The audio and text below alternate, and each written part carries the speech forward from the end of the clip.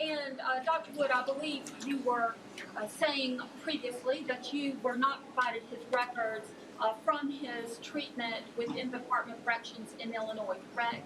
That is correct. Back in 2002.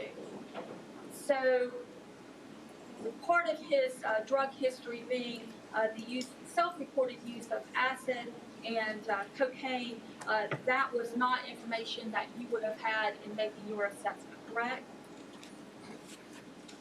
Not their records, no. I did not have their records. And the fact that when he was arrested in 2001, it would have been the raw form of cocaine or crack cocaine, that would not have been information that you had. I did not have any information about the 2001, no. But he reported that his drug of choice had been cocaine, at least at some point prior in his life, correct? John? No, we would reject. That's not a correction of the false statement of having crack cocaine. Let me ask you this All way.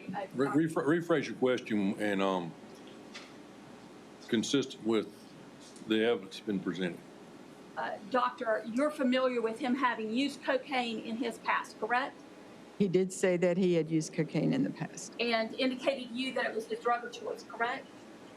That is correct. He said it was his drug of choice, but I don't think, when he talked to me, that was not what he used most often, but it was his drug of choice. And when he talked with you, what was it that he used most often? The marijuana, and maybe the synthetic marijuana as well, I don't recall.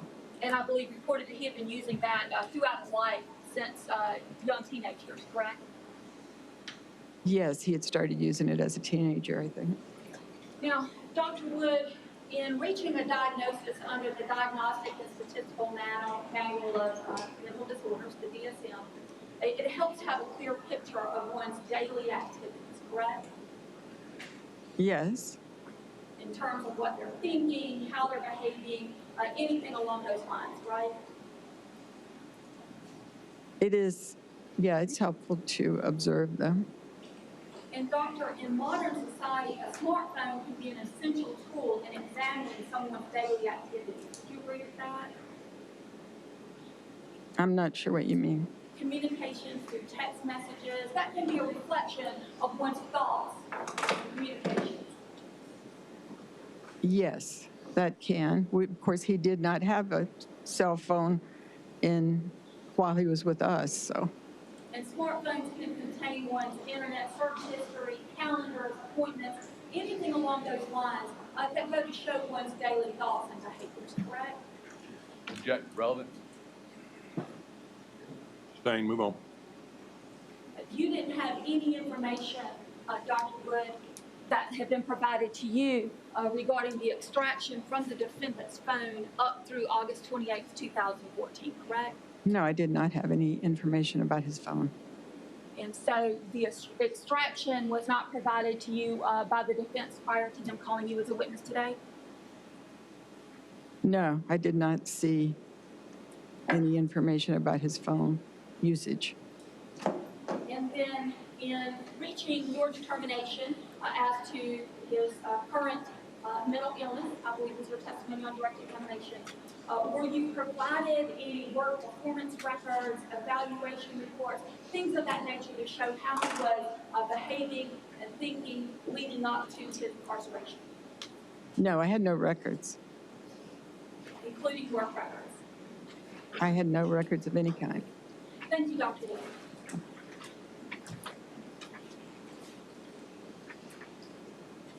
Dr. Wood, are you being paid by anybody being here? No, sir. You're just the treating psychiatrist? Just the treating psychiatrist, yes, sir. Do you need to have disorganized thinking in order to be diagnosed with schizophrenia or schizoaffective disorder? No, that's one of the list of criteria that you have to have at least two of, but you don't have to have that particular one, no. Thank you, Dr. Wood. All right, you may step down. You're free to go. Thank you.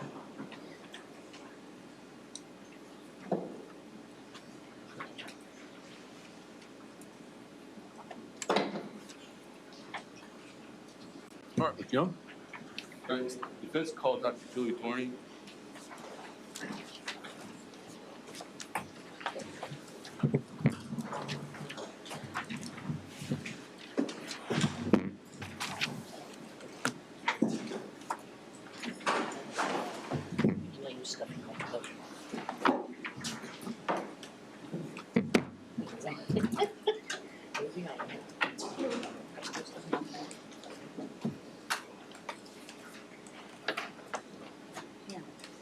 solemnly swear or affirm the testimony about the truth, the whole truth, nothing but the truth, so help you God. I can have a seat right up there, Liam. Once you're seated, speak up loud and clear, state your name, spelling your last.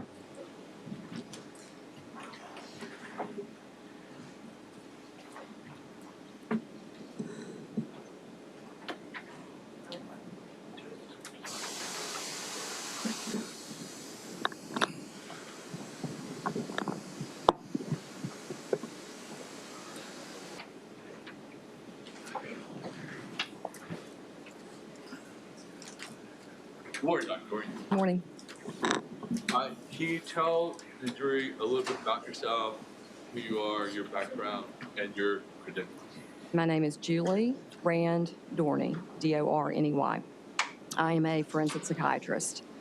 And my educational history is I attended the University of Arkansas and graduated from U of A in 1985 with a degree in chemistry. I went to medical school at the University of Arkansas and graduated in 1989. And I completed general psychiatric residency training at Emory in 1993 and formal forensic training in 1995 at Emory. And since that time, I've been on faculty at Emory as an assistant professor, currently an adjunct associate professor, and I'm an assistant director of forensic training at Emory. Do you treat patients? The majority of what I do now is actually treat patients. For many years, I actually worked as one of the lead evaluators on the forensic unit for patients who were found incompetent to stand trial or to assess them for the criminal responsibility or insanity. I left the forensic unit in 2008, and for the last 10 years, I've worked in private practice. Now, the forensic unit, is that the state unit in Georgia? That's correct. It's Georgia Regional Hospital. The large forensic unit is in Atlanta, but there are multiple forensic units across the state. Have you testified for both the defense and the state in various cases? Yes, I have. I've testified approximately 150 times, many more times for the prosecution than for the defense. And have you been qualified as an expert? Yes, And how many times have you been qualified? approximately 150 times. During this time, the defense moved qualified Dr. Dorney as an expert in forensic psychiatry. No question, Your Honor. He is so qualified, so Dr. Dorney is qualified to offer opinions in the field of forensic psychiatry. So, Dr. Dorney, can you tell the jury how you became involved in the case of Tim Jones? I think you contacted my office in July of 2017 to ask me if I would consider evaluating a defendant in South Carolina. And are you paid for your time? Yes, And how much? approximately $400 per hour. I've not sent an invoice for this case yet, but I will after it's over. I tend to adjust off a significant portion for government cases. For cases that you do with public defender offices? Correct, yeah. So I know that the jury, and you've issued a report. Yes. Can you tell the ladies and gentlemen of the jury what your conclusions were with regard to the criminal responsibility of Tim Jones? Yes. So it's my opinion that related to the death of Natan, that Mr. Jones did not recognize that the legal wrongfulness of what he was doing regarding Natan's behavior and his punishment of Natan. And regarding the deaths of the other 4 children, it's my opinion that he did not have the ability or capacity to distinguish moral right from moral wrong. He was able to distinguish legal right from legal wrong with that particular set of deaths. I'm going to go back to your report and sort of talk about how you came to that conclusion. Well, this is a very, I'm sorry, I cut you off. Did you make a diagram that would help the jury following along in your testimony? Yes, I did. Actually, I did. Do you want to show it or? Any objection to the statement? No. Okay.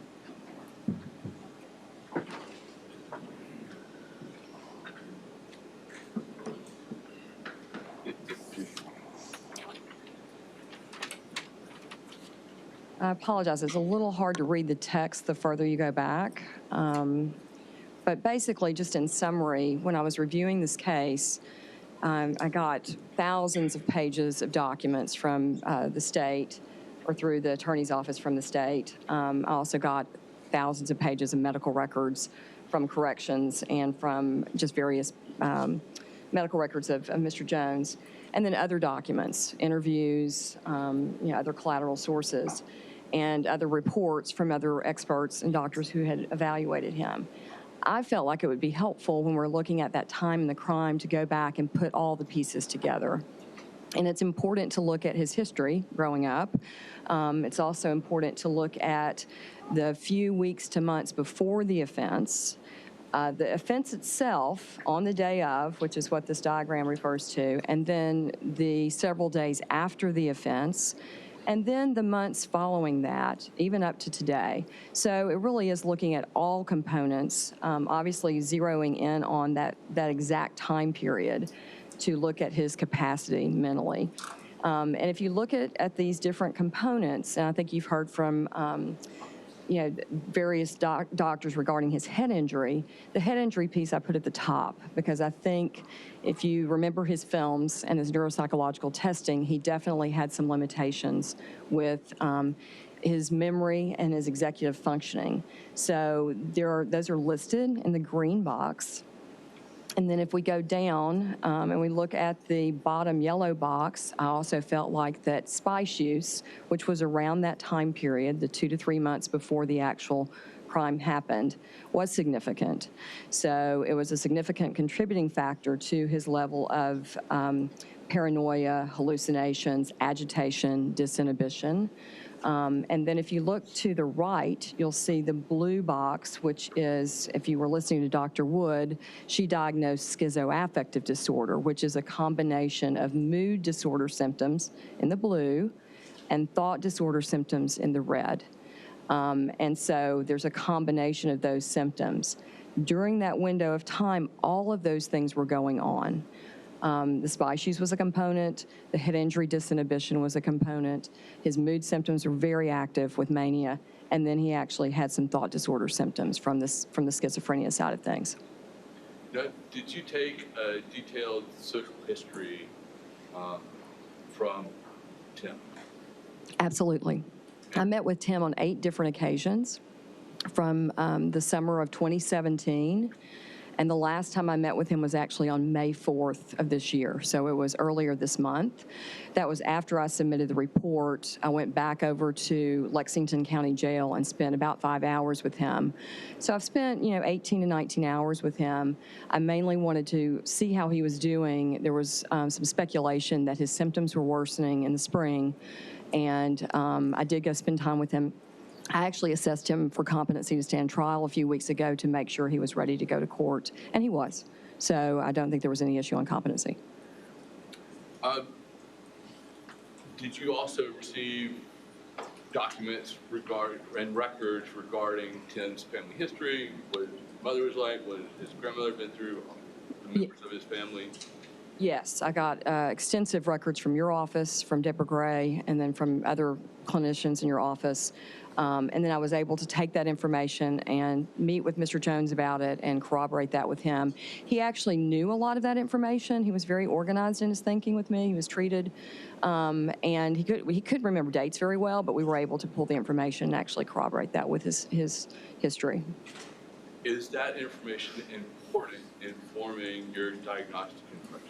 Yes. The jury's heard the testimony regarding the environment that he grew up in and what happened to him in his early years of life. Is that stuff important for brain development, or how people turn out in the future? Absolutely. I think as a child, the first few years, his mother left before he was 3, I think. So the first few years are very important as it relates to anxiety developing, attachment problems and relationships. She neglected him. She would leave him in cold bath water. She would refuse to feed him. She didn't want a fat baby. She would give him laxatives. So very inappropriate, abusive neglect, and I think that can affect development in a way, psychologically and obviously neurologically, but also too just in relationships and attachment. Is the head injury that you talked about that you suffered at the age of 15 and began at 16, is that relevant to determining his ultimate diagnosis or mental state? Yes, that is relevant in that if you heard the psychologist talk about his testing, he had some disinhibition, some memory issues with testing, and also executive functioning, which is planning, sequencing, kind of thinking ahead, basically, which I think is, and we can get into that in just a few minutes. I need to object. I'm not sure what psychological testing she's talking about. The only psychological testing we've received from the defense only has to do with cognitive function. That's the only thing that was tested. Clarify that for me, That's Mr. Young. not what our testimony was. Dr. Brawley's testing, neuropsychological testing, I assume the jury had seen that or had heard evidence related to that testing. Right. That's the only testing that. Right. But No, sure.